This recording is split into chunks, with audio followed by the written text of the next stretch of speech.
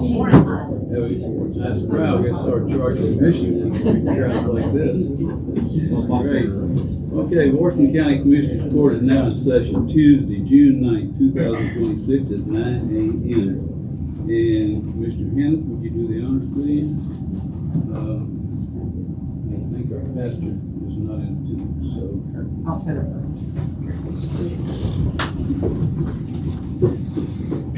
Lord God, thank you so much for this day, Lord, and Lord, thank you for all of these folks coming here today and taking an interest in their county government, Lord. Lord, we just ask that you be with each and every one of us today as we make these decisions for our county, for the best, for the future, and for the best of each and every one of our taxpayers, Lord God. Lord, we just ask that you be with each and every one of our public safety and all of our employees here at county government. In Christ's name we pray. Amen. Amen. Let's say the pledge to the American flag. I pledge allegiance to the flag of the United States of America and to the republic for which it stands, one nation under God, indivisible, with liberty and justice for all. And the Texas flag. Honor the Texas flag. I pledge allegiance to thee, Texas, one state under God, one and indivisible.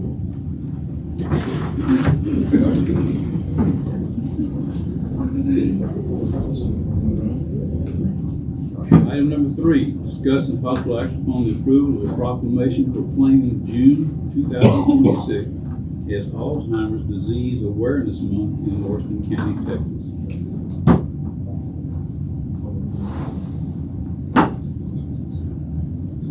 Whereas Alzheimer's is a devastating disease that affects more than 6.9 million adults in the United States age 65 and older, begins 20 years or more before memory loss and other symptoms develop.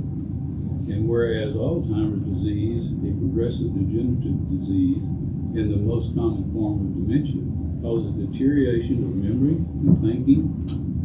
and thinking, erosion of judgment and reasoning abilities, and affects behavior, emotions, and the ability to care for oneself.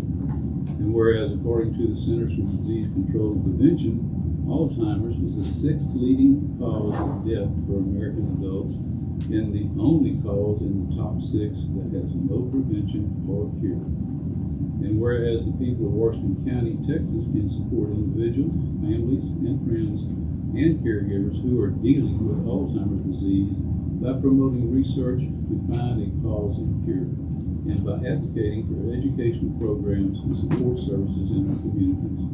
And whereas Washington County, Texas joins industry, agencies, and organizations in commemorating those who have passed and honoring those living with Alzheimer's disease, as well as their dedicated caregivers throughout the year. Now, therefore, Washington County Commissioners Court does hereby proclaim June 2026 as Alzheimer's Disease Awareness Month in Washington County, Texas, and commends its observance to all citizens. Motion? I make a motion to approve proclamation proclaiming June 2026 as Alzheimer's Disease Awareness Month in Washington County, Texas. I'll second that. Motion been made and seconded. All in favor signify by saying aye. Aye. All opposed? Motion carried. Is there someone here? Carol? There we go.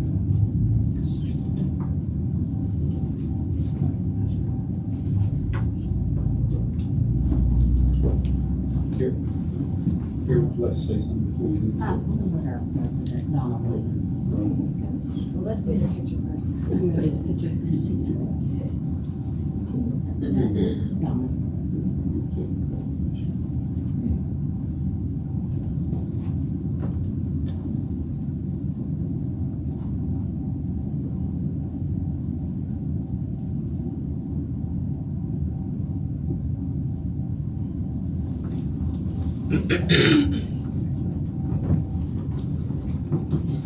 This time, Judge and Commissioners, as well as our Washington County community, we'd like to thank you once again for acknowledging this, because this is a serious thing that many people have to deal with. Some of us don't know that people are dealing with it, but it's something we need to acknowledge. And then also, when we see somebody or hear about somebody who has to have this a part of their family, reach out to them. You know, it may be an opportunity for you to just say, I'll come by and I'll sit for an hour and let you run to the grocery store, to let you get out. Because as any other disease that we have, caregivers are the ones who have to deal with this very much so, and it becomes a part of them even while the other person is healing. So we'd like to thank you once again for recognizing the Poly Club. The Bremen Poly Club would like to thank you for supporting us in what we're trying to do, and then also for supporting the community and all that they try to do. Thank you. Well, we appreciate you guys as well, Appreciate you. because I will tell you, my father had Alzheimer's. And it's a very difficult thing to go through. It says if you don't know that they have it when they first get it, you think that they're lying to you. People that never lie to you and say things, and you're just like, that's not true. And so I went through a long period of that, 3 years of taking care of him, and I do understand that it is very important, and we recognize that it is difficult to go through for the families. Yes. Thank you for what you're doing. Thank you. Thank you so much. Item number 4, discussion and possible action on the approval of Commissioners Court meeting minutes of May 2026. Mr. Prince? Yes, the minutes, posted last week. Haven't heard anything. No one's. I didn't find any I didn't additional. anything. I make a motion to approve the Commissioners Court meeting minutes of April 2026. May. Sorry, I need to. Oh, it's May of 2026. Sorry, Probably correct. did not catch that. Thank you. Second. Motion been made and seconded. Any further discussion? All in favor signify by saying aye. Aye. Opposed?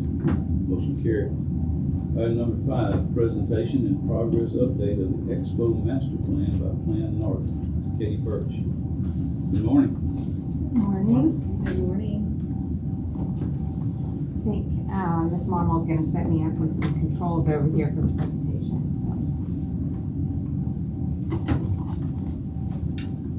Thank you. Good morning. Want to start by saying this is a lengthier presentation than we've done in the past. I'm going to walk you guys through the updates that we have regarding the Expo Master Plan recommendations. We're going to have a focus today on the bigger projects on both sides of Old Independence. So we've been working on this for over a year. Our goal is to create at the end of this master plan exercise. It's not a just a drawing where you see squares and buildings and what could be. That's something that will typically die in a drawer. So this is meant to be a living document where each building, each possibility has been adequately studied. So today what I'm going to share with you is just what we know for sure. Okay, there's a lot of other information out there. There's a lot of things being studied. It'll be a lengthier presentation, but what we're presenting today is what we know for sure. So that's important to understand. Okay, so I'm gonna take y'all through our process and explain kind of how this has worked and where we're at right now. So we hear this term stakeholder engagement in town all the time with respect to all kinds of studies. But what that really means is just talking to people. But not just talking to people, talking to the right people, the people who are most affected, and then talking to enough people such that you get different perspectives and disagreement so that we can kind of push into those situations and come out with the right answer. So that's very important. Not to say we've spoken with everyone that we need to. That's not true, but I'm gonna give you kind of a bird's eye view of what that work has looked like. How those conversations normally go is we'll just sit down and we'll listen, and then we'll come back and say, hey, does this work? Does this answer most of the needs? Get feedback and then repeat. We also did facility evaluation. So again, this is on both sides of Old Independence Road. Basically, you go out there, you document and understand what the current functional use of your facilities are, and you kind of assess the quality. Like, is it a tear down? Is it something that needs its normal 20-year life restoration, or is it in perfect condition? So we do a little evaluation. After you have conversations, you might go back out there, see it from a different perspective. And then what we've spent a lot of time on is something called programming. If you're not familiar with that, what that basically means is assigning a square footage to a need. So if someone says they need office space, well, how much and what is the function? What are they doing? How many people? That's what programming means. And then kind of in combination with that, we do feasibility on the site. So if someone's saying we need a new judicial center, then we would study the site and make sure that those needs actually work on that site, or if there's a change needed. One important thing to know is when you work your way down this process, you're constantly going back up and reassessing, talking to people again, making sure you understood. There's someone at our office who always says, are we making the best decision with the info we have right now? And that's a really important concept. We might know something today that we didn't know yesterday. Are we still making the right decision? So we constantly go back and check in. Once we get an idea of how much and where, we assess the existing conditions again through that lens to make sure that first, when we saw it as a facility, it's just a building. Now we look at it a different way. Can it be repurposed? Is there any possible way not to build? Right? So that's important. Can we do something else? We always want to go back and check that we are aligned with the strategic plan that all precincts participated in. That was a document which I find has a lot of credibility. There's a lot of comments from the public that are documented in there. It was approved by the court. So we asked, did we venture off course? And if so, why? In this case, we did not. Everything we're talking about here today aligns with the strategic plan. And then before we get going on anything exciting, we look through from a perspective of long-range planning. Is there anything that we should do today that, you know, future generations would look back and say, why didn't they do that? You know, we can't predict the future, but we should look through that lens. So what we have done is we've categorized a lot of needs into 3 categories. I think we've presented this structure before. Category 1 are what we're calling immediate needs.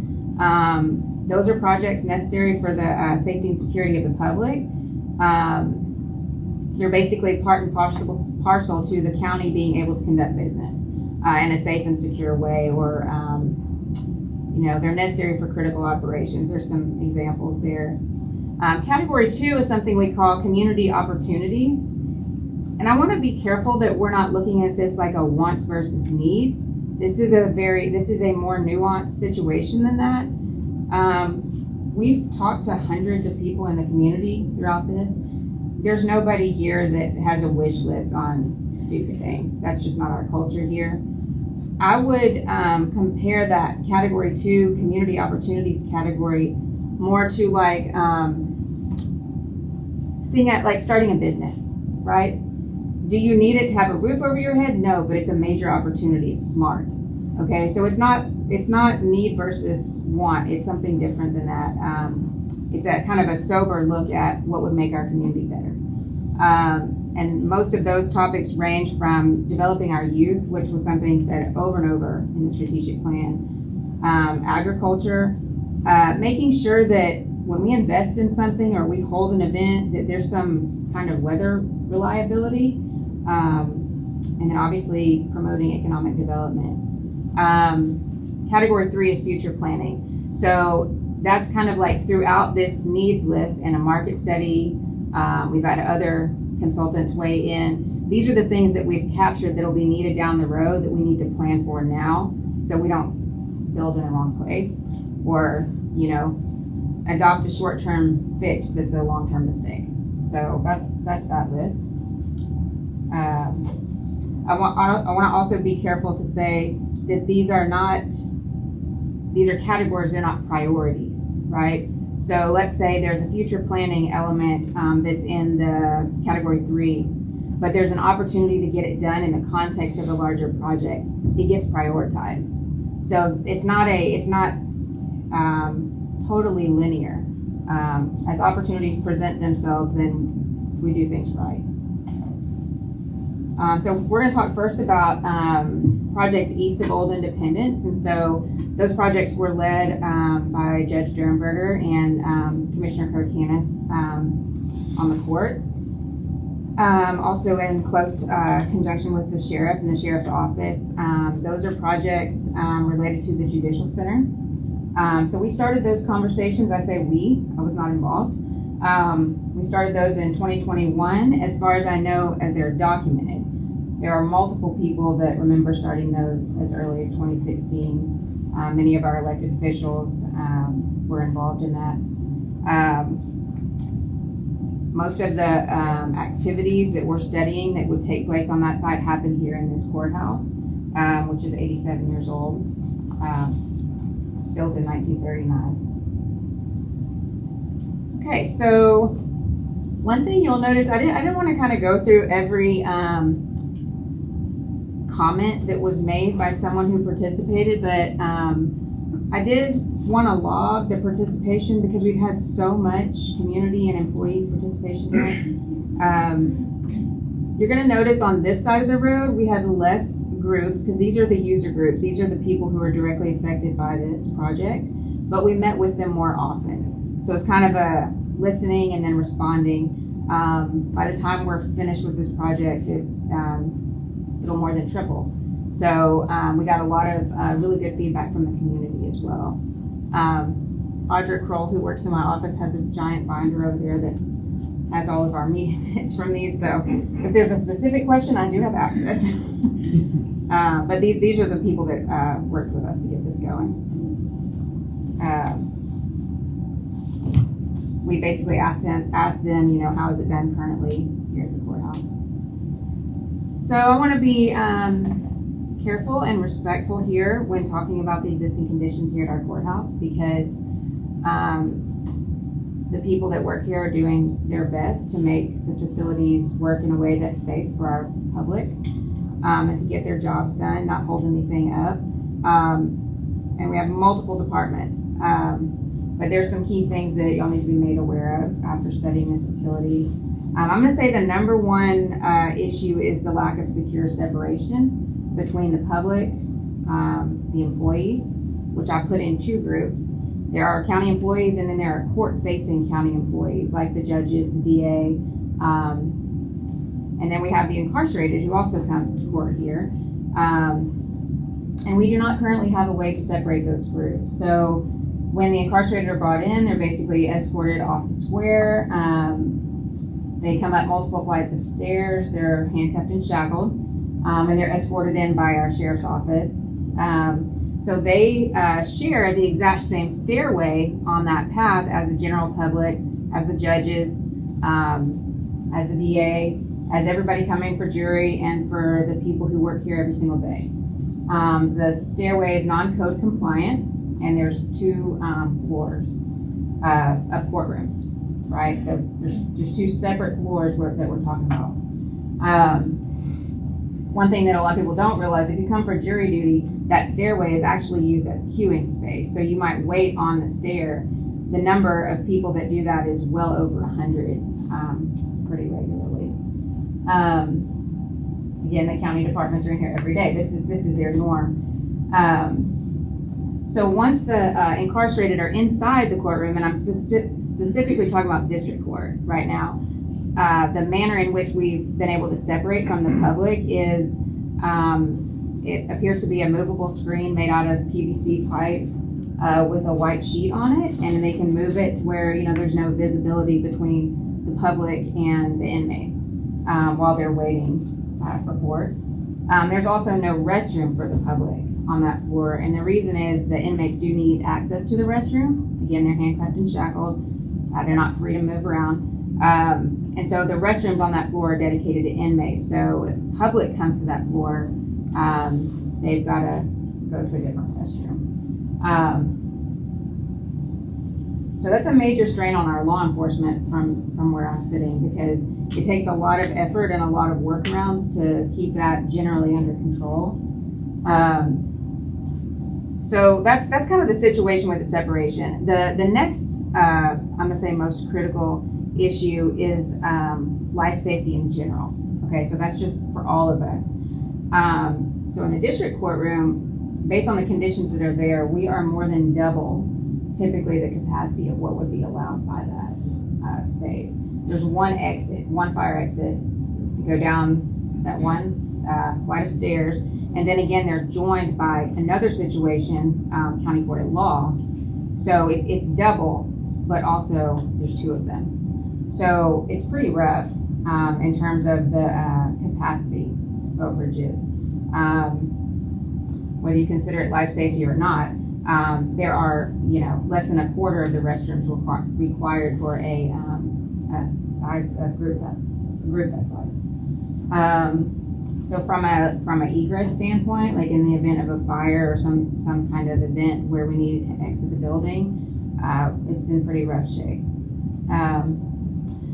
We need to also remember that when someone is summoned for jury duty, that's a court order. And so we're asking them to come here. There are no handicap accessible options. And so it's a pretty rough situation to ask the public to do that. Kind of related to some of these things, there's no place for holding the inmates until they have their trial or their hearing or their moment to talk to the judge. Best practice is for them to really kind of stay in detention until they are in the courtroom, right? Okay. I would say the biggest of those is the lack of separation, and the capacity is a major issue. So then we kind of looking through that lens, and again, we talked to that group of people. We also sat through some court and kind of just observed different workflows throughout the week. We wanted to take a look at, we kind of knew that renovation in this courthouse is not feasible for this crowd, but we want to take a look through that lens and just make 100% sure that that's the case. The main reason why it's not is the size of the crowd. It's just the expansion limitations here on the square in this building are very limited. It's on the historic preservation register. It's the county has received grant funding for this project, which also has regulations tied to it. And it's a space, it's a matter of space. So that's the biggest one. The secure separation is not something we can achieve here. Ideally, we need a holding cell, a large one or multiple holding cells. We need pathways that are different for judges and attorneys and court-facing people. We need pathways for county employees. We need pathways for the public. And then we need pathways for law enforcement and the incarcerated. All the way from getting out of their vehicle until they go back to the jail. That we do not feel is possible. It is not possible on this side. Accessibility and egress is also not possible based on space constraints on this side. I do want to talk about what I think this building could be really well used for. So being on the historic register, it's recommended, and I think with tied to grant funding, almost required. It may be required, depending on the grant, that the original use of the building stay intact. And so we have some beautiful courtrooms upstairs. They're historic. I think we should treat them respectfully. We have JP Court, we have Commissioners Court, and those groups, as you can see here, are significantly smaller. So in the building code, groups of under 50 are seen a little different than groups of over 100. It's kind of a benchmark, if you will. And so using those spaces for gatherings of that size gets us closer to being something that's reasonable, okay? Doesn't say it's a perfect code compliant situation, but it's a historic building. It puts us into a area of being reasonable where we can talk about variances and doing things differently, kind of adaptive reuse where we use it differently. It puts us in the ballpark of reality. And some people might say, well, it's gonna feel empty. It should, because there shouldn't be 200 people on the top floor. Now that's too full. That's kind of dangerous. So, So we'll talk about our recommendation for this project. We want to create a safe, reliable, and accessible court facility. We want to connect that to the jail. And there's a lot of reasons behind that. It's best practice, but it takes burden off of law enforcement if the people who are incarcerated remain in detention. And I don't want to say remain incarcerated, because they do. The sheriff's office does a great job making sure that that's under control under the conditions they have. But it will relieve a burden on their staff if they're able to stay in the same facility and have the proper facilities. We're looking to improve the public accommodations, code compliance, parking, accessibility. Want to make sure that the user groups are separated, as I described a second ago. Okay, so in planning out this building and talking and doing the programming, where we were trying to match the needs to the square footage, there was a portion of this building that we did not have the expertise to anticipate. That would be the number of courtrooms and the size of the courtrooms.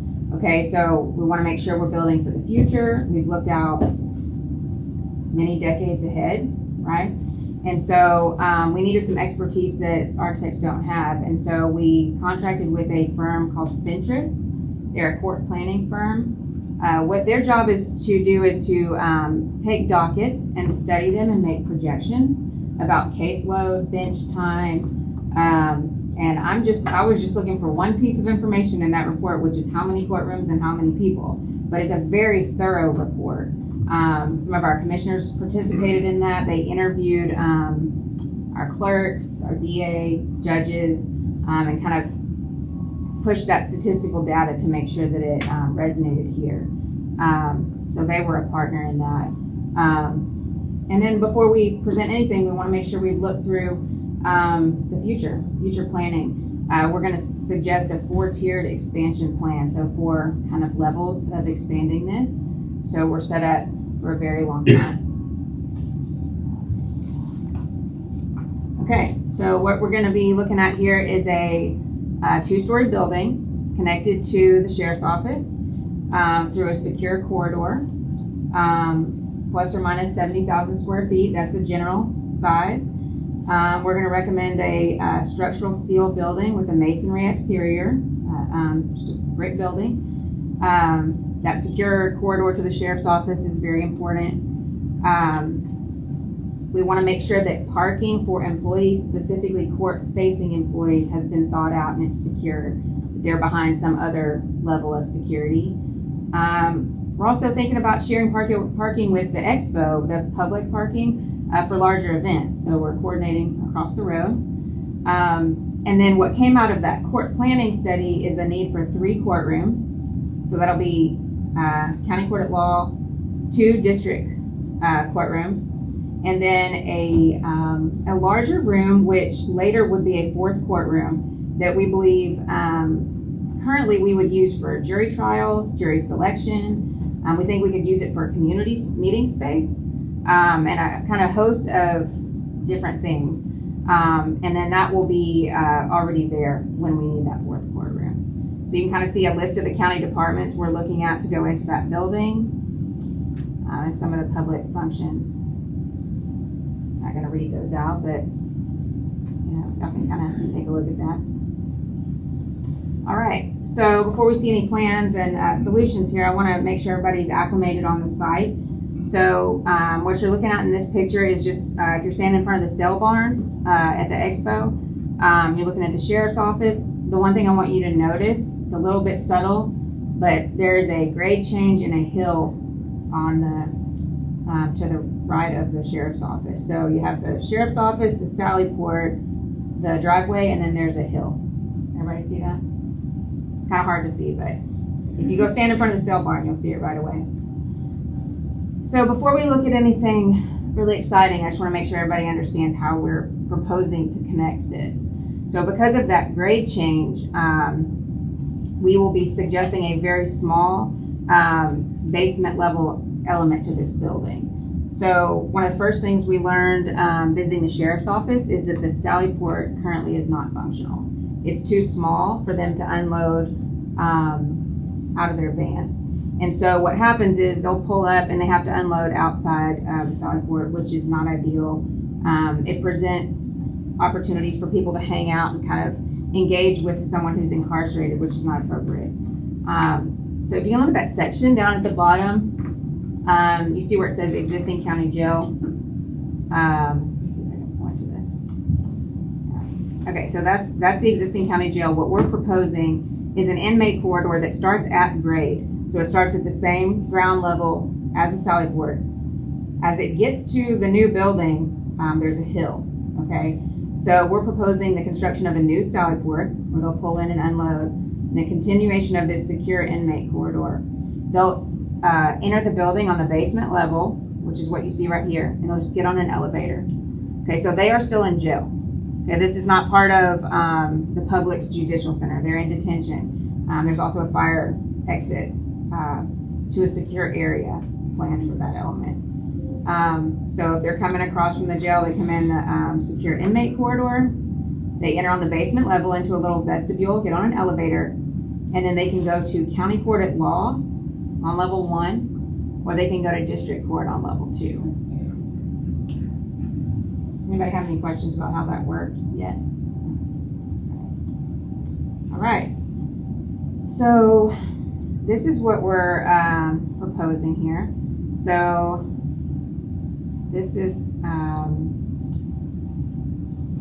let's see if I can blow this up.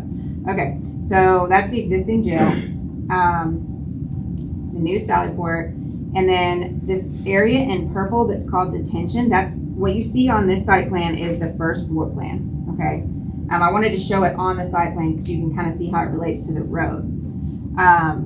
When an inmate comes in, they are in this detention area. That's jail.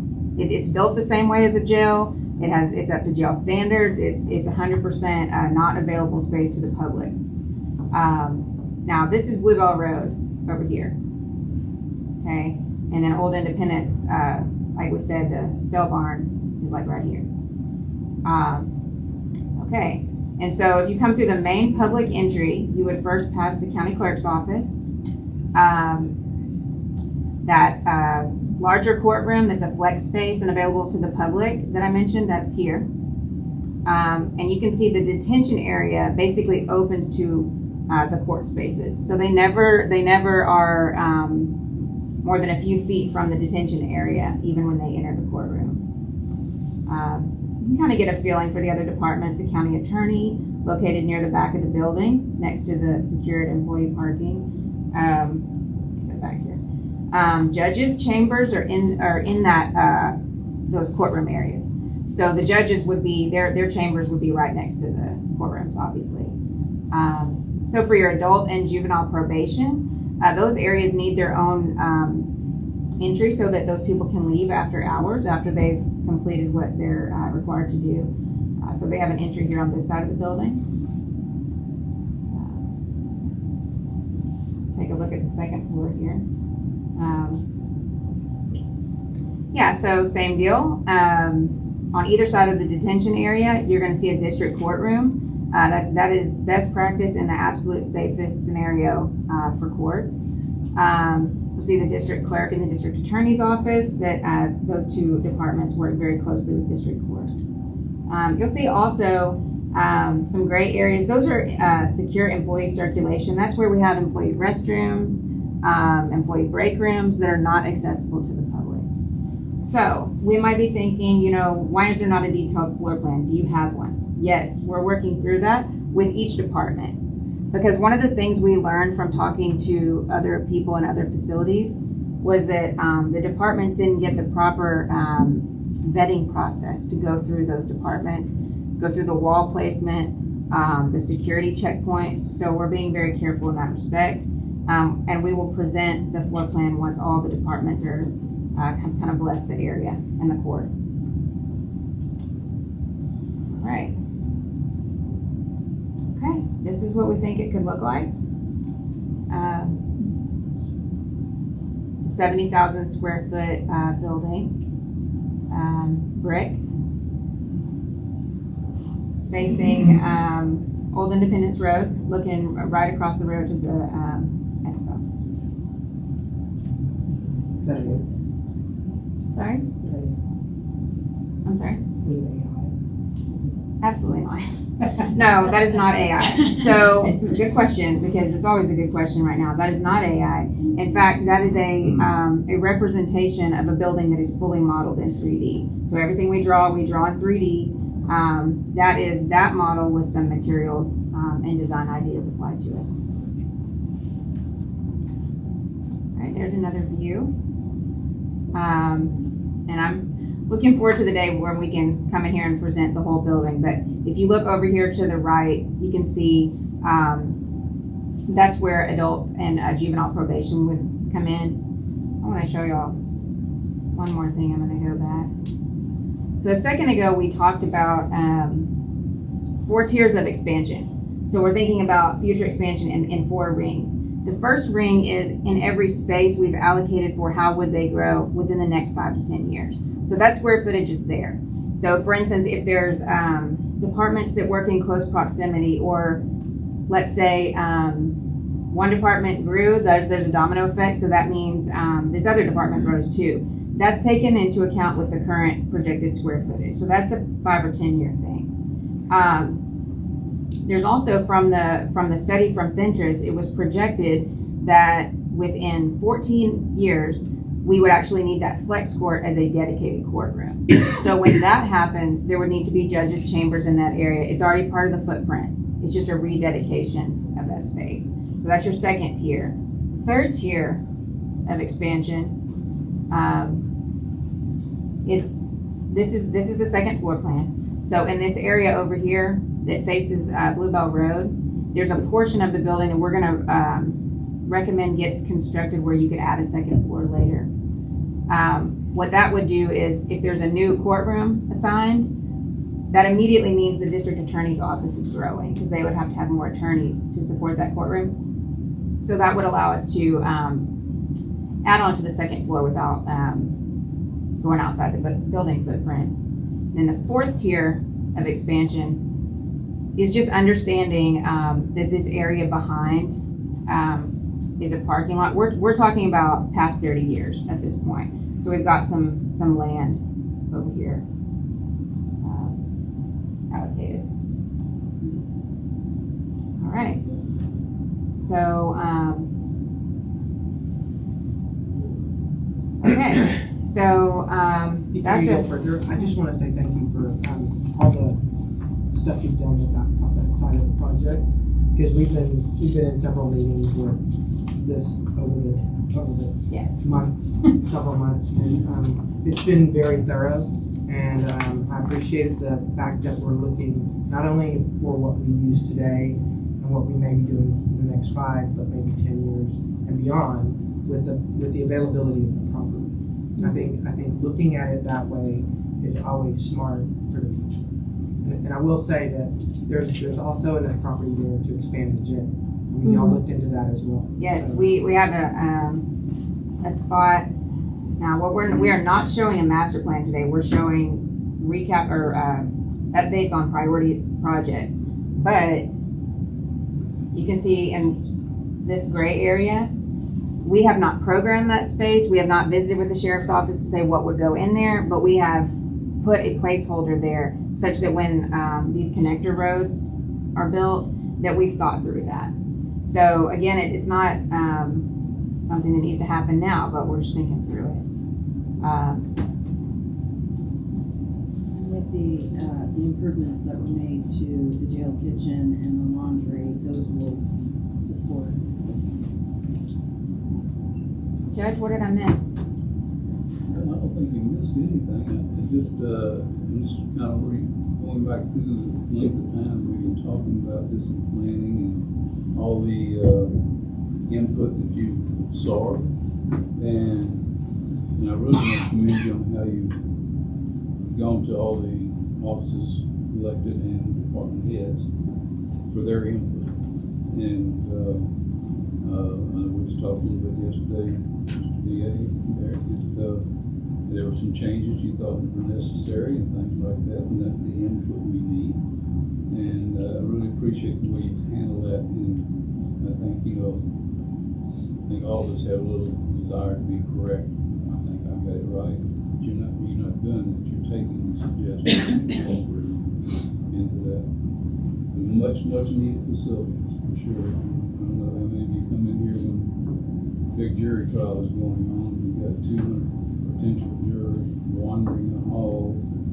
You don't know what they've got, what their intentions are. Besides that, are they all legitimate jurors or potential jurors, or are they just here? It's a little scary situation. It's very noisy, and there's been some. It's different differences of opinion being expressed in the hallways. When you get that many people together, it's just.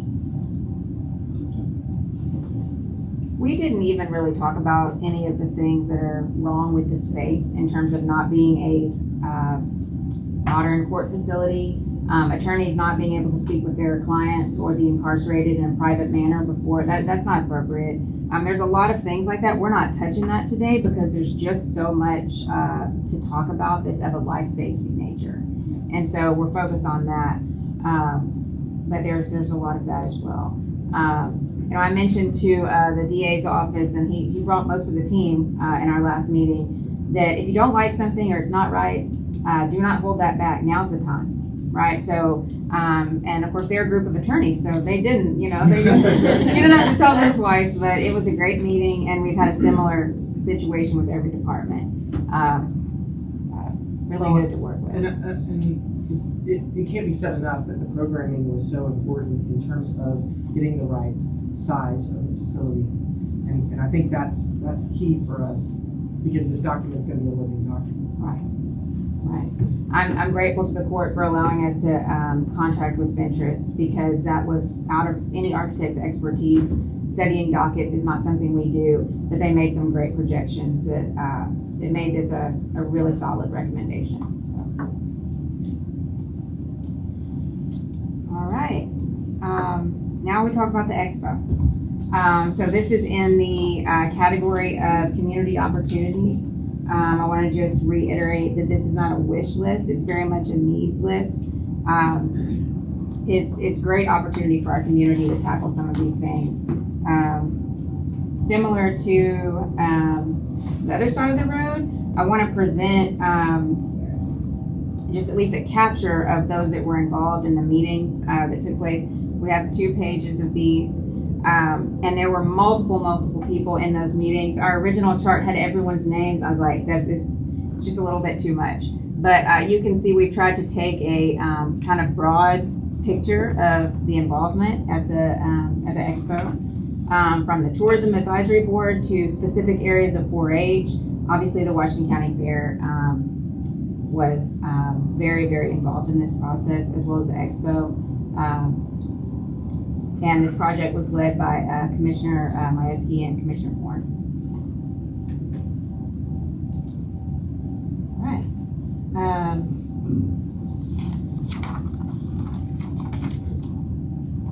So what we were looking at first and foremost is better ways to use what we call the fairgrounds. And I'm not going to keep correcting myself. If I say the fairgrounds, it's sometimes referred to as the fairgrounds, but I mean the expo. So we were specifically looking at how to use that facility better, how to use it for more than one event at a time to a greater capacity, how to be able to have a little insurance on the weather when we plan events. The more we met and talked about that, the more it became apparent that the need to separate animal species for different types of events was very important. So that kind of became like the linchpin of this conversation, is being able to, in a very multi-purpose kind of way, host events for horses, cattle, different types of livestock. There was a market study done in 2024 by a company called Hunded Partners. They did recognize ag and livestock rentals as our #1 opportunity here. There was a lot of information in that, but that I felt like was the most important point. And they did not say what type of livestock. So all of the feedback we got from the Washington County Fair Association, stakeholders, rabbits, I mean, it's a lot of people. That is a shared vision for that facility. So this project is extremely aligned with the strategic plan. The strategic plan calls out a focus on our youth. In fact, in multiple categories, people were asked, what do you not want to change about Washington County? What do you want to happen in 10 years? What's the best thing? And the county fair was just one right after the other on that facility. So we're very proud of that. We also wanted to study the economic opportunities on that site to support tourism and look at ways for the expo to become more financially successful for the county and the community.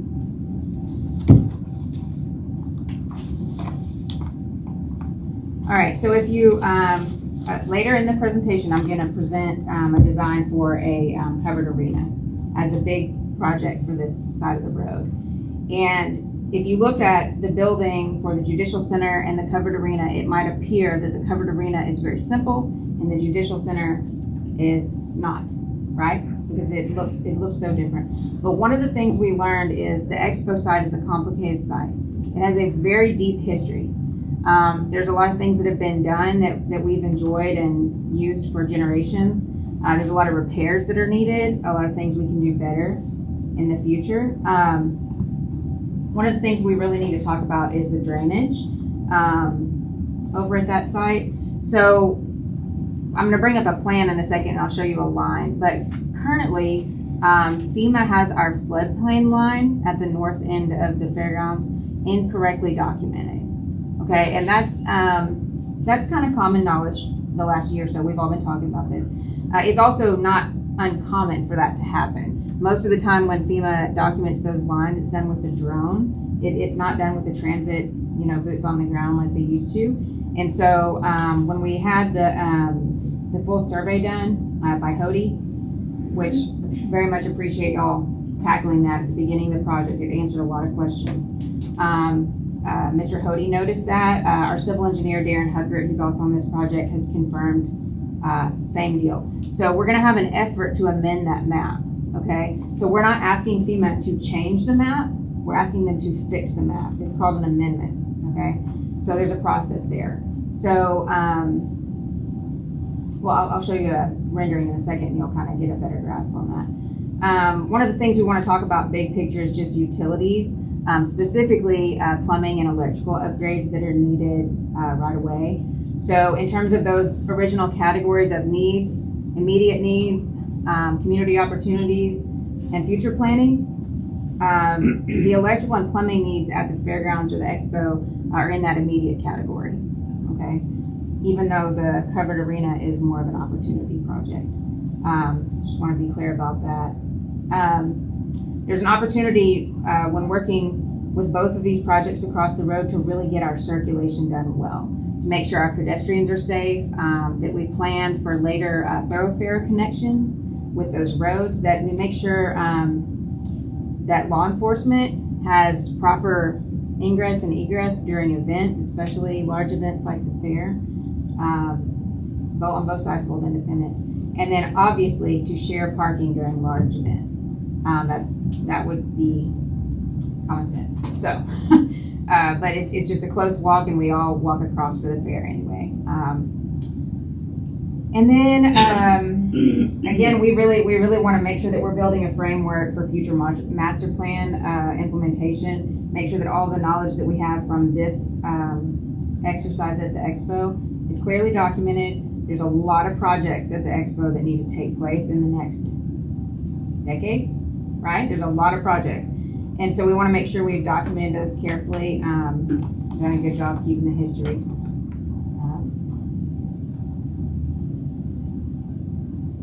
All right, so what you're looking at here is not a master plan. You're looking at a snapshot of this prioritized project, which is the covered arena. So while it might be really fun to look at the master plan at this stage, what it would miss is what can we use that's already there? What specifically do we need to touch right now? Specifically with paving, drainage, utilities. So what you're seeing here is the current site plan with suggested arena. Okay, so everybody knows where the creek is. Right now, the floodplain goes something like this. It goes like right here. If you can see my cursor, it would cut right through that warm-up arena. What you see with the blue line, that's the amended FEMA floodplain line. Okay, this makes sense because while the expo has always shown that floodplain line far into the property, the north neighbor's property has not, and yet that property floods more than the fairgrounds. So that makes sense against what we know. So that blue line is that's what we're going for to amend the floodplain line. And then what we're suggesting here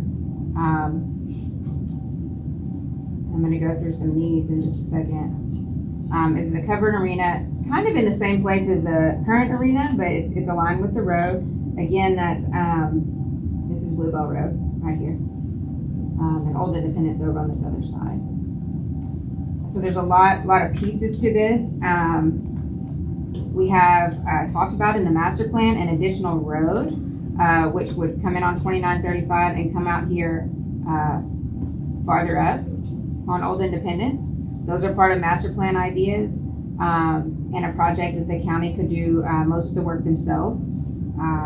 So that's not shown here. But this is what we're showing specifically for this larger project. It's a covered arena, roughly 75,000 square feet. That arena size will hold our PRCA, rodeo events, cow shows, equestrian events, as well as quite a bit of seating for our community. And the code says that when you're on metal bleachers, you count one seat every 18 inches. I feel like that's a little tight. 18 inches a person is very tight. And so I don't want to throw out that number in terms of how many can sit. I want more than 18 inches. So you're right around 2,300 all the way up to 3,000. That's where that puts you. Okay, I'm going to show you a floor plan in a second. 3,000 would be on the upper end of that. All right, and we can kind of toggle back and forth, so I know everybody's interested to see the details here. So what you see here, like, I'm gonna go back.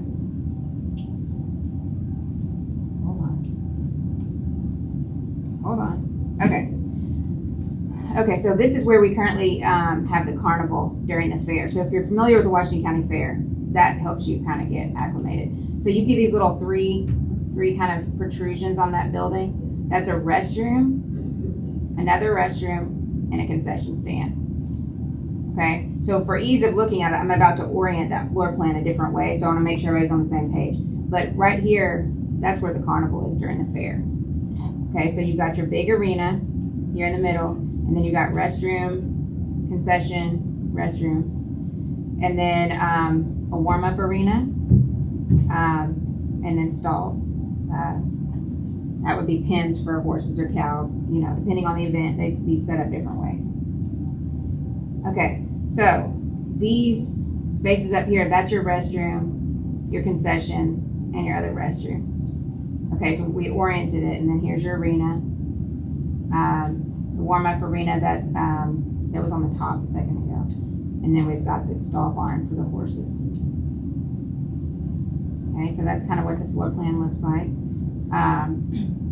There's a lot to share here, but one thing that's really important is this is designed in a pre-engineered type way. So these are pre-engineered buildings as opposed to structural steel. So this is a pre-engineered building, and each of these pieces is designed such that they can be done all at one time or in stages, which I think is appropriate for a project like this.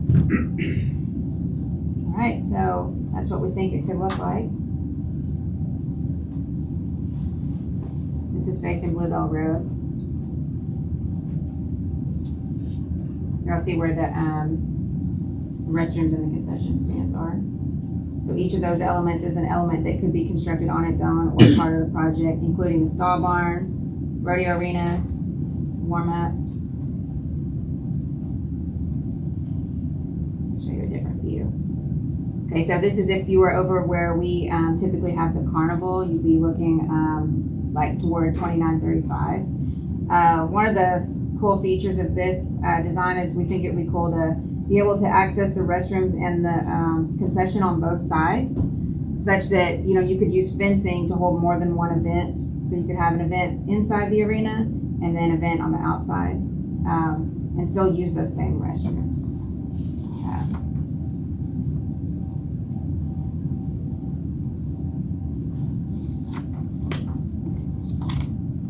So I want to kind of go through, on this note about the fairgrounds, I want to go through some of the other needs, because like I said, this project, I'm going to say this side of the road, the site, not just the metal building here, but the project is complex. There's a lot of other needs. And what we've been trying to do is work in groups to the county's advantage and to the public's advantage. Like, there are new restrooms needed at the fairgrounds in a major way.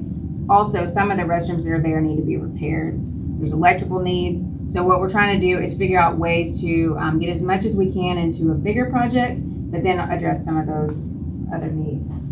Separation between cattle and horses is still like one of the biggest things. Working on first responder access. That's something that we can do in the context of that covered arena project. I'm talking about access inside the fairgrounds in the event of an emergency. So I'm going to read through some of the comments in these meetings just so we have a better grasp of exactly what was said. Separation between vehicles and pedestrians, traffic flow and bottleneck issues. That's what we're trying to work on with that road expansion, which you'll see in the master plan later on. Upgrades to electrical and plumbing, that's an immediate need. The current layout prevents the county from renting the facilities to various entities at one time on a regular basis. So some planning where each group could have restrooms and some separation and accessible parking, that's something we're working on. Accessibility to the different venues. Food court needs are kind of evolving and changing. We're kind of going more toward food trucks, so planning for that. Things like improving the wash racks. And what we're going to try to do is have this principle of if you touch an area, make it better. So if there's an opportunity to have accessible sidewalk, because we did a little bit of work over here, go ahead and do that. And in a decade, we will have accomplished a lot.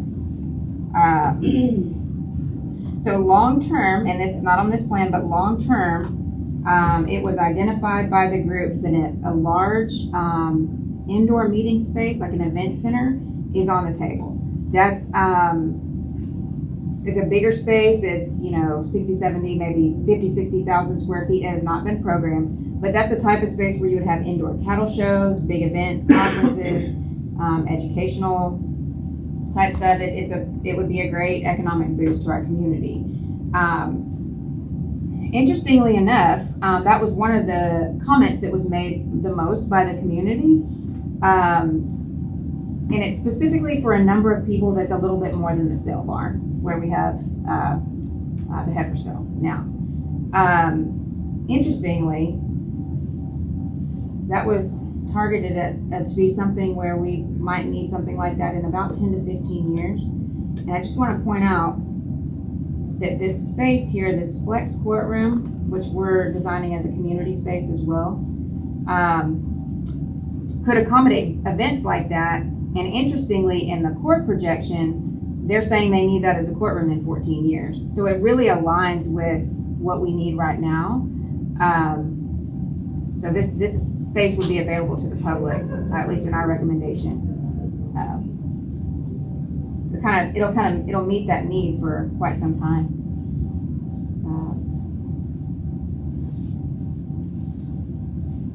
I know this is getting lengthy, but I don't want to leave anything out. So,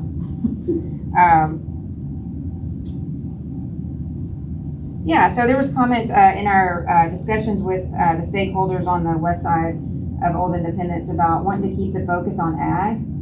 Washington County has always been known for ag leadership from the pig sift, through our history, and just how does kind of evolving technology support that goal.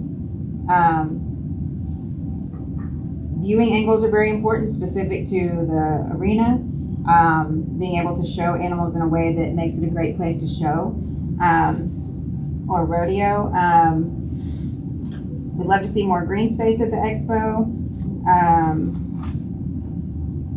So here's an interesting comment. So community members outside the Washington County Fair Association had the comment that they really find great value and nostalgia, appreciation for the history of the Washington County Fair and going to the fairgrounds. Whereas those of us who have shown or associated with the Fair Association, those conversations, they kind of get right down to business, But when we met with the tourism board and some other groups, they just found it to be a really special place that they really valued in the community. So I thought that was really pretty neat. Wayfinding was needed. Drainage improvements, which we're working on. in the chamber, we met with the Chamber of Commerce Board. The suggestion was made that additional seating inside the covered arena could really make for like graduation, Mayfest, and inclement weather. And it was even put out there sports practices. If it's raining and we're trying to win a championship, then we might use it for that. So everybody was really involved. Large fans in that area are a big deal to make sure that we have proper ventilation. It's a fun place to be. And then proper fencing. We are going to recommend that moving forward on this project, we identify some of these parts of the project as alternates, which basically means the county would put them through a version of the design process and get a budget on certain pieces of them before making that decision. Those would be the concession stands, additional restrooms, possibly concrete floor in the arena for ease of maintenance. And then looking at various options for that stall barn. Anything from what you see there, which is just over 30,000 square feet, to something half that size. And we're looking at options to also stall inside the arena. So I want to be clear on a couple of these things. You'll see a couple of these areas in dashed. We're looking at, there's a couple of reasons for that, and this is not the master plan. This is a priority project snapshot here. So we're looking at using the Rapid Barn for different things or even relocating it. The JLA building is likely to be removed. And then long-term, we're looking at the location of these restrooms just on the other side of the VIP, just to kind of see where they fit in. That's scheduled for removal, replacement, it could be a variety of things. But I want to go ahead and show them in that way.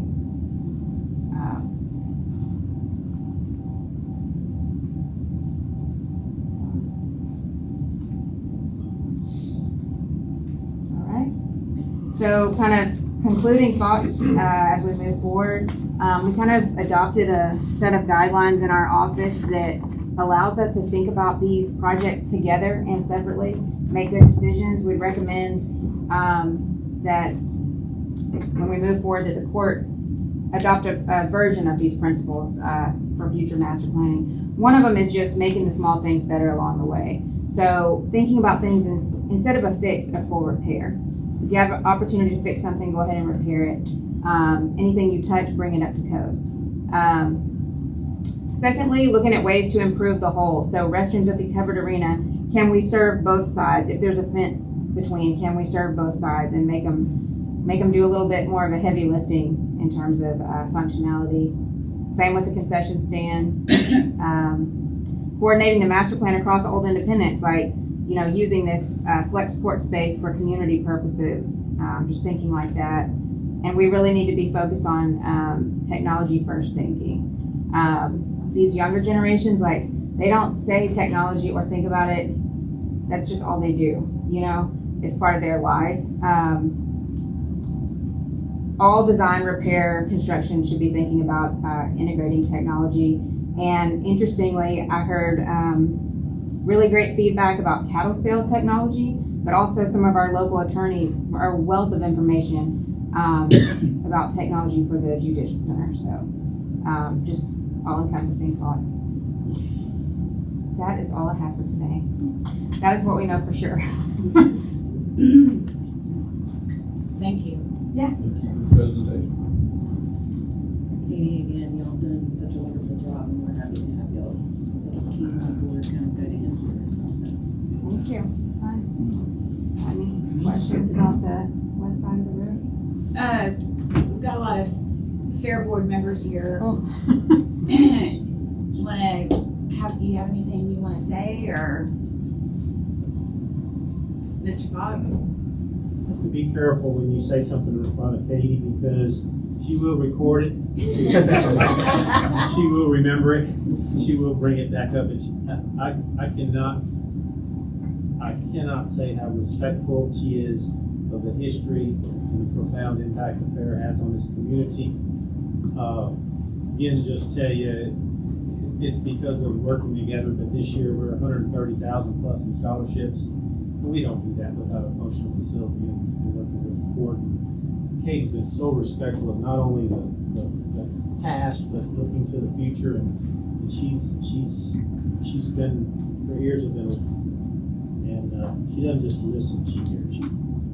So we appreciate that, Katie. Now, Katie and I are friends. I'm not gonna compliment her anymore like that.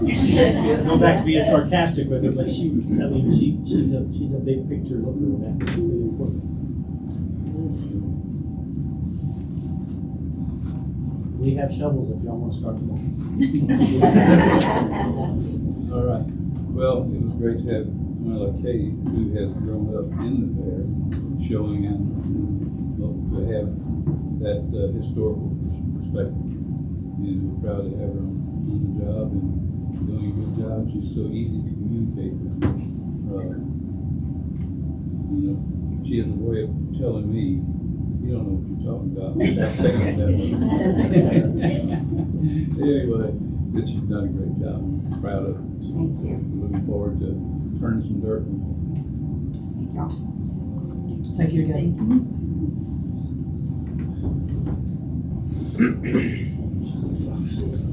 Item number 6, discussion and possible action on the approval of a request from the Salem Volunteer Fire Department for financial assistance in the amount of $13,250, representing the department's required 5% local match for Texas A&M Forest Service Rural Volunteer Fire Department Assistance Program grant for the purchase of a brush truck with a total grant value of $265,000. Commissioner Bullock?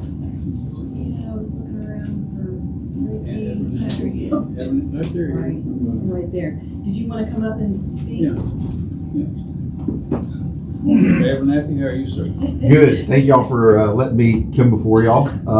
Salem Fire Department has not received a truck grant since 2011 was the last time we put a grant in. 11 years ago when I took over as assistant chief, I put this grant in, so it's been in the making for 11 years. Salem has struggled with financial on us. Being in the city or a big part of the city, people assume that we're part of the city and receive funding from them. So, we're coming to y'all to ask for that matching grant portion to help us fund this truck.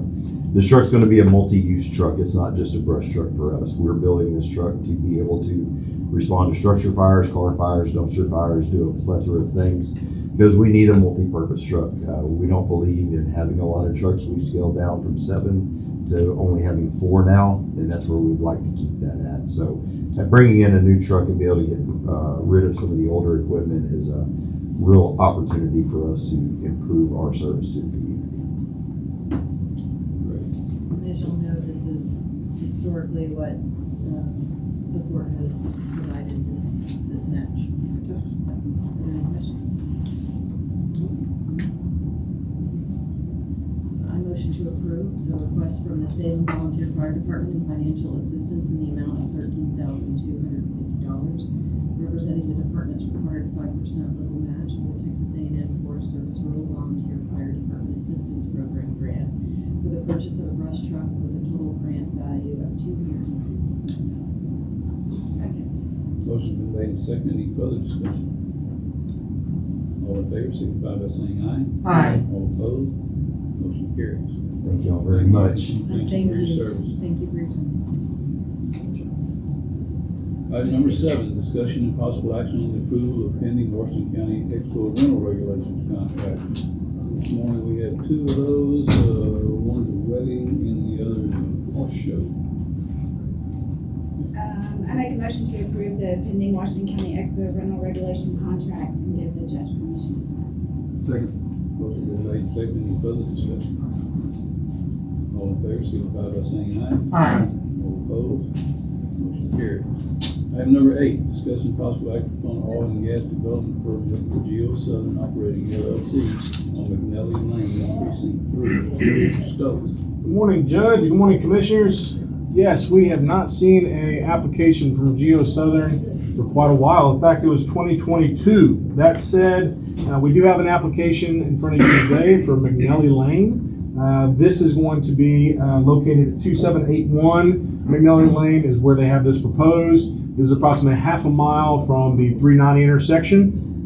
Keep in mind, McNally Lane is a flexible base roadway. That said, we have done a condition assessment as well as videoed the roadway for those conditions. It's easier to fix, but at the same time, we're going to make sure it is back to the pre-existing whenever they get done drilling their pad and drilling their wells, or installing their pad and drilling their wells. We do have an agreement with them. We also have a bond in place as well, so everything is in order for this particular item, and we do recommend approval of the oil and gas development permit for McNally Lane with GeoSouthern. I make a motion to approve the oil and gas development permit for GeoSouthern Operating LLC on McNally Lane in Precinct 3. Second. Motion's been made and seconded. Any further discussion? All in favor, signify by saying aye. Aye. All opposed? Motion carries. Item number 9, presentation of the Engineering and Development Services Department quarterly report.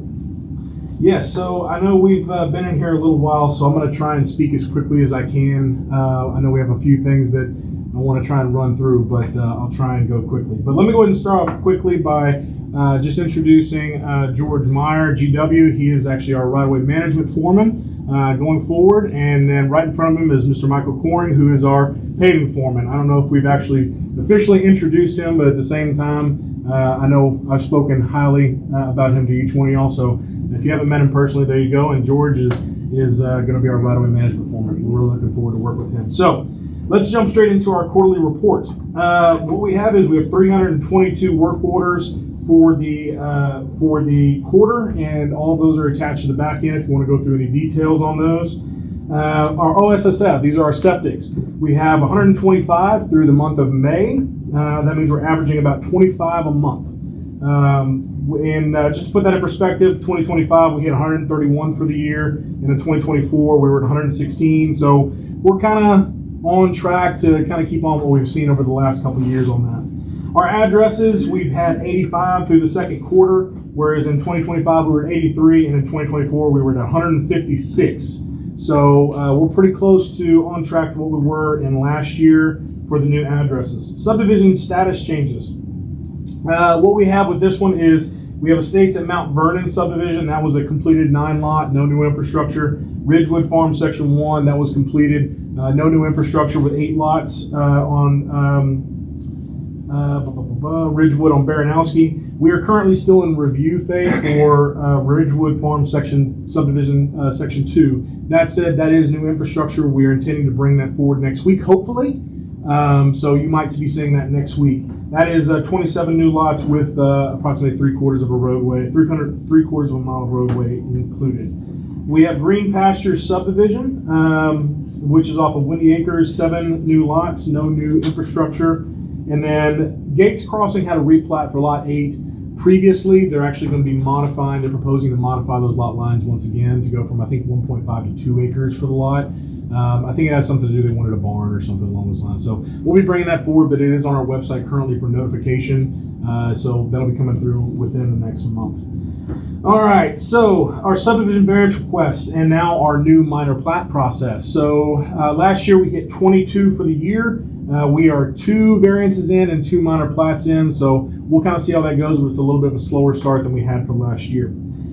Our base purchases, we have procured 23,000 tons of limestone base material, and we're on track to what our projected needs are for the year. We are hoping that we're going to sit around 60,000 tons-ish by end of year, so we're doing pretty good on that front. A lot of our base has been going to some of our roads towards the west side of the county, so a lot of that's been transported by us. That said, that's going to kind of change once we get away from a lot of those vendors that are closer to that western side. At the end of the day, if we're not having to transport it all the way to Brenham and we can just go straight to our job site, it does save us time and money, but whenever you're taking it to Brenham and then taking it back out, it really doesn't. So it's a mixed bag, but a lot of our stuff is going to west. All right, so 2026 paving progress. We have worked on 16.31 miles of roadway. Now that said, some of those were the 4.2 miles of wrap in the front end. We have completed 2.37 miles of paving. That said, over the last month, we've had a little bit of rain here or there, so we've been trying to kind of find a good sweet spot. We are out paving this morning. So we're on Egypt right now, and we'll have that done by tomorrow. We're on the first course today and the next tomorrow. I think it's about 1.5 miles on that particular section. That said, we do have quite a bit of roads that are ready to pave. All the base has been set.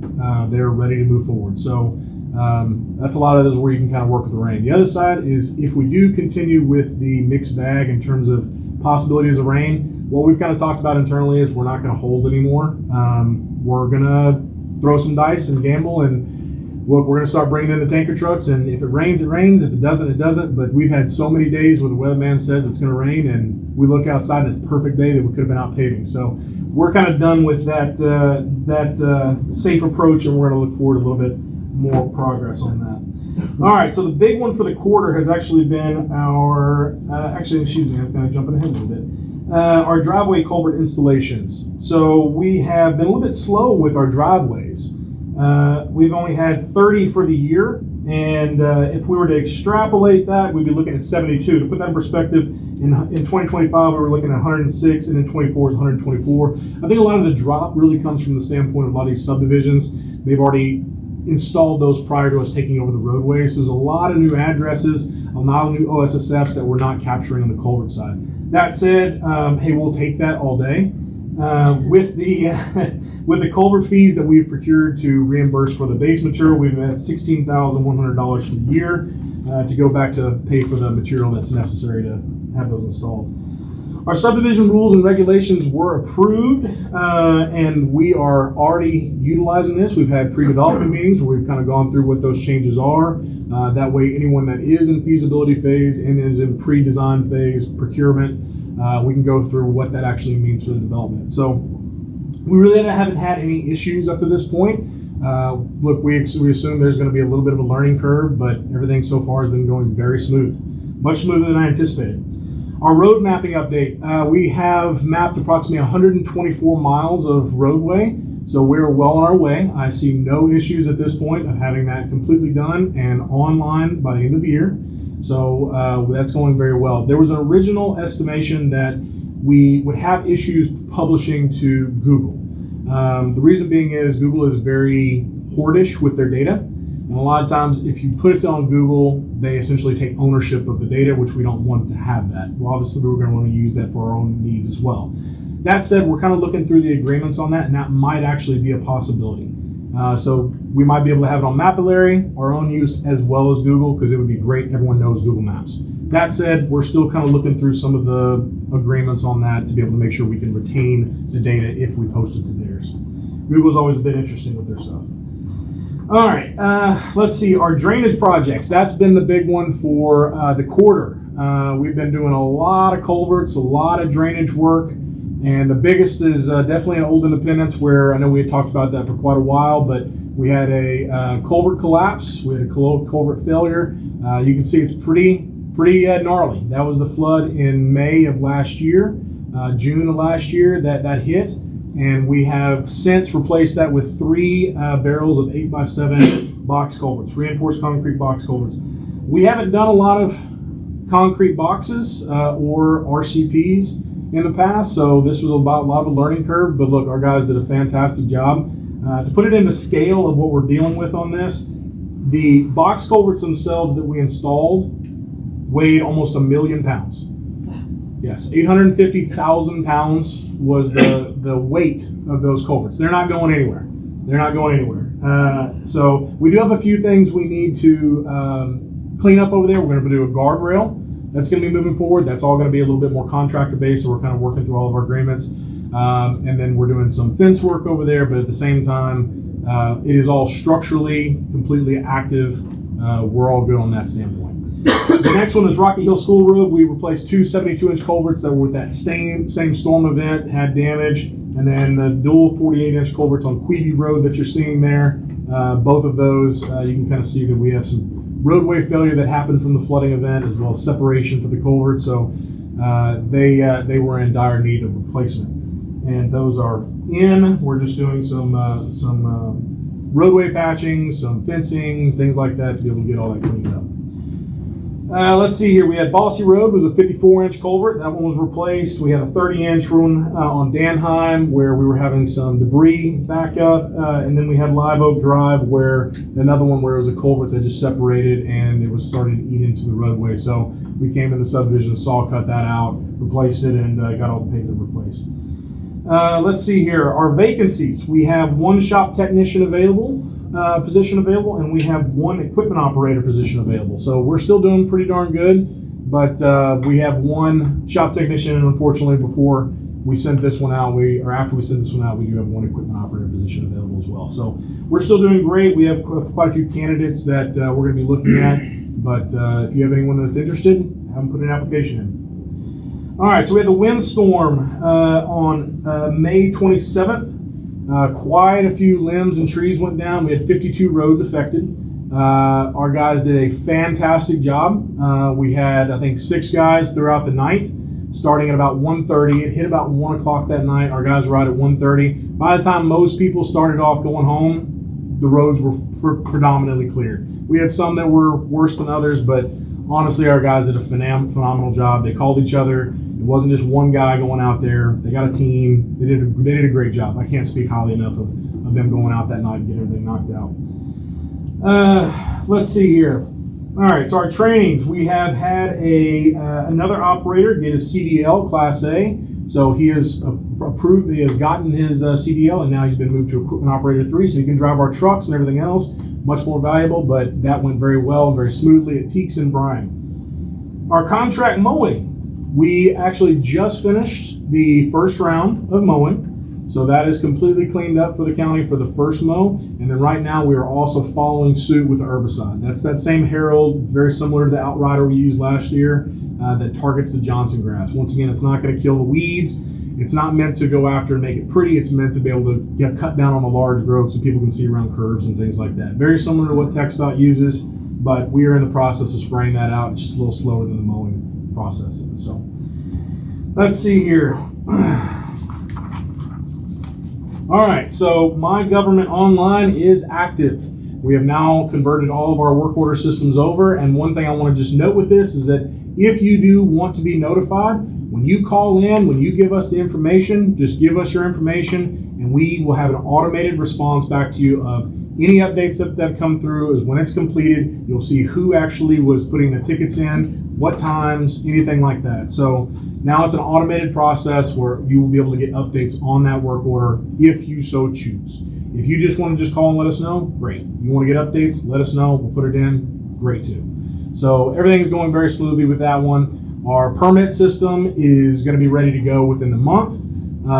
Everything is going very quickly with it, and technically we could pull it out, but at the same time we did a lot of training with our staff on this one. We probably could have gone live a month and a half ago, but the whole point is that we want to make sure that we're properly utilizing this system so that there's minimal bumblings that occur with the transition. So that's exactly what we're doing now is we technically go live, but at the same point we want to make sure that everyone knows exactly what their job is. That way everyone sees a seamless transition for this. Wesley, I Yes, want to pause right there for a minute. Carrie, is this something that we need to do a press release and get released out to the public? That's a great idea. Good, updated information so that they understand this is available now and what it does and how it works. Absolutely. Yeah, that's a great idea. I'll work with Courier. We'll put out a social media post on how this works. That way everyone kind of understands they can be notified now if anything Get comes something through. to these guys too, so, Absolutely. Of course. 100%. We are working with our partners as well. So we've started our conversations with Burton for an ILA. We've done this in past years. We're putting together some cost estimates, things like that for interlocal agreement that we can bring forward to you and they can bring forward to their council as well. But expect that to come through in probably the next month or two of something coming through on that end. Along with it, our bridge AFAs. Yes, sir. Is that going to go to the council first? Typically it goes to the council first, but at the same time, it really doesn't matter so long as both parties are able to agree to the terms. So I think typically it would go to Burton first, but we're still pretty early in it. Like I said, we've gone through some needs over there where we're doing the cost estimating, making sure that everything works for budgetary time issues as well, because obviously we have to be able to fit it in. Once all those is finished out in terms of functionality, then obviously the contracts will be brought forward before both, for the agreement. With the bridge AFAs, nothing's really changed too much with the Durking Bossy. Artesian Park is planned on moving forward in July, but the other ones were moved to 2027. The only one from the original 2022 agreements that is actually luckily starting to move forward, the Ronderman is now in design. It was originally in pre-design. That said, it has been moved to where we're actually doing design on that. We were actually working on our detour plans, etc., for our pre-design. So that's moving forward. The other two, those have all been approved. We have all of our signed agreements in place. That said, they just have to be able to actually budget out for those two, because each one of those projects is over $1 million estimated. Bridges are no longer as cheap as they used to be. You can see the estimated for some of those ones were $595,000, $630,000 from whenever they were approved in 2022, and now we're looking at over $1 million for some of these. So, with that in mind, our EMPs are equivalent match projects. That way, the county taxpayers don't have to put any money into this. Typically, they have to pay 10% into these projects.